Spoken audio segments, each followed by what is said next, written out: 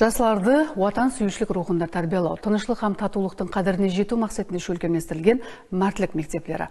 Әзіргі уақытта республикамыз бойлап мәртлік мектебі гвардияшылары әскери спорт шаршыларының Қарақалпақстан Республикасы басқышы болып өтпекте. Сөз хабаршымызға. Оқушы жастарды әскери шақырыққа шекемгі баслаңғыш даярлау системасын жаңа басқышқа алып шығу ләжлары хақындағы президент қарарыменен Улма білім беру мектеплері базасында мәртлік мектеплерін шөлкеместіру вазипасы белгіленген.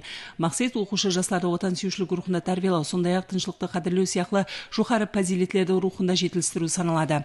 Бүгінгі күнде Милли гвардия Қарақалпақстан Республикасы бойынша басқармасында айне республикамыздағы мәртлік мектеплері класс оқушылары үшін бірнеше шәртлерден ібарат спорт жарыстары шөлкеместірілді. Онда оқушылар бар физикалық имканиятларын іске салып, жоғары нәтиже көрсетуге харекет етті. Біздер Қожайлы районы 15-ші мектеп мәртлік класы оқушылары келдік. Бұл жерде басқа мектептерден оқушылар келген. Бұл жерде аз біздер спорт шартларын орындап жатырмыз. Нәтиже көрсетіп, мектебіміз абыройын көтереміз.